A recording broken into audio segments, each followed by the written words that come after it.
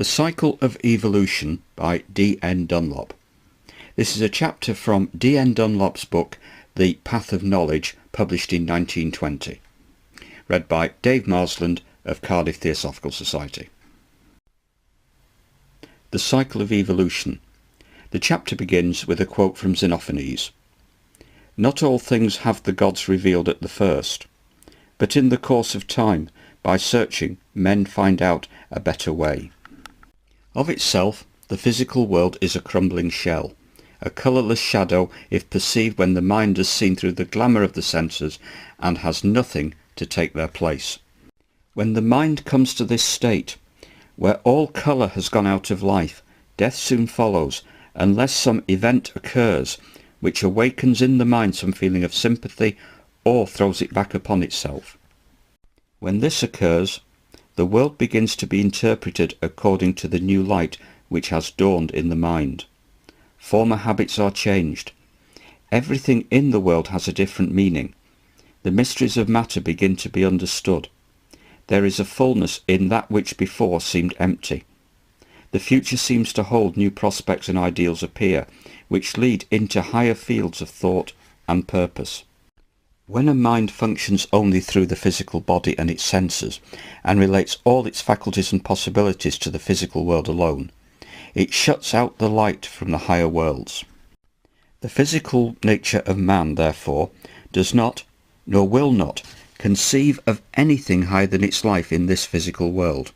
The physical man is made up of the 7 constituents of skin, flesh, blood, fat, bone, marrow, seminal fluid, all of which are perceptible to the physical senses. The first 6 are drawn and extracted from foods of the earth and the elements, but all are the expressions and vehicles of higher principles.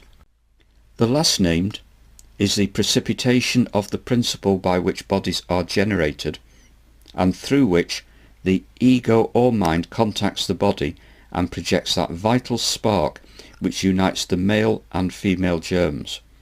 This mind, or ego, contains the plan according to which the new body is built up, and into which it incarnates in the course of time.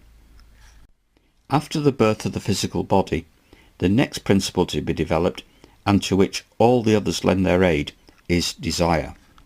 The breath, or fire principle, stimulates the life energy which circulates through the form or astral world, and so into the physical body. The physical body proceeds with its organic development, and as it does so, the principle of desire is called into action. Desire in the child marks the stage in the evolution of humanity, which was that of the typical animal man, guided only by instinct and uncontrolled desire. At this period in development, the power of thought becomes manifest. If the thought is turned to the gratifications of the physical senses only, the activity of man is limited to the psychic or astral world. But if there is also intellectual aspiration, then the mental world is reached, and the mind acts through the psychic to the physical world. There is only one road to orderly and consecutive development. That is, that man should develop all his faculties and powers evenly, for one-sided development causes failure. All sides of the character should be well rounded out and developed. The first requirement, therefore, for the man who desires to obtain to knowledge must be the development of a whole and healthy body. This is a duty which he owes to the physical world. The food which is taken into the physical body partakes of its nature. The physical body of man impresses the matter that is taken into it, and when this matter is thrown off again, it carries the impress and nature of that body with it. If it is impressed with disease, it carries the impress of that disease away with it, and contaminates the matter of the world. Another duty to the world is the education of the body, which consists in the exercise necessary to maintain health by constant and conscious activities to train the body to respond willingly to the dictates of the governing principle. Business should be engaged in, for otherwise the mind will lack that keenness of judgment and appreciation of values which business experience brings. The artistic sense should be cultivated and developed, for thereby the senses reach their highest state of perfection and sensitiveness. The dangers of the arts are that they throw a glamour over the mind and lead it captive into the enchanted realms of nature, where it easily falls a prey to the forms and colours and sounds of the great panorama of the world. But real art can only benefit a mind stimulated by the spiritual element in its beauty, and thereby it will soar above the enchanted garden of the senses and reach the archetypal ideals of which the arts are imitations and reflections. Art teaches the mind to love the world and the things of the world, not merely for the sake of enjoyment, but because they lead to greater knowledge and understanding. Politics and sociology cannot be ignored and should not be neglected, for it is by law and order in communication that the rights of each and all are preserved. It is only by preserving the political and social life of nations that a man can attain to the understanding of the particular part which each country is destined to play in the great drama of the universe. Science, in its many branches, should be studied in order that the physical world of matter, with all its mysteries, may to some extent be understood in relation to consciousness, and that the laws governing physical phenomena may become comprehensible. Religion should be investigated, if for no other reason than that the devotional life and aspirations of man through the ages may be understood.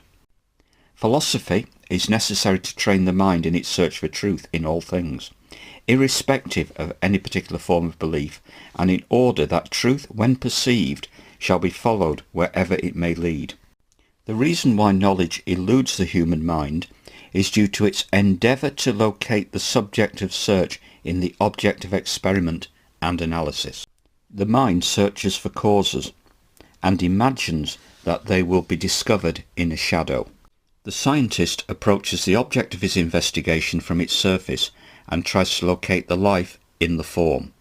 But he cannot succeed because life per se cannot be perceived by physical senses nor by the unilluminated mind. The mystery of life lies in this fact that it is both immanent and transcendent.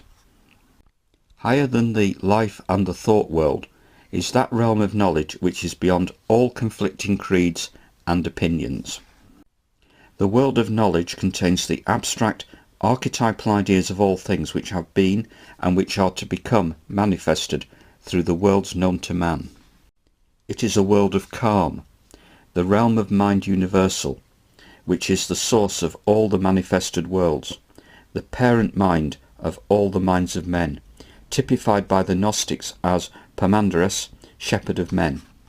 The world of knowledge is the world of pure reason, of abstract transcendental mathematics, of the law of harmony, by which all manifested worlds are ruled, and into which man enters when he knows himself as an individual, a fully self-conscious being. As this physical world is visible to the sight of man, so is the world of knowledge visible to the self-conscious individual by direct spiritual perception. The appearance of the physical world changes, however, with the moods of man. At one moment all is bright and full of splendour, and at another life and light have departed and the world is left a dreary waste. The world of knowledge, when entered by the self-conscious individual, is subject to no such changes. To him it is a world of permanence, of shadowless light, where all things are as they appear without possibility of illusion. It is a world wherein things are known instead of being objects of speculation.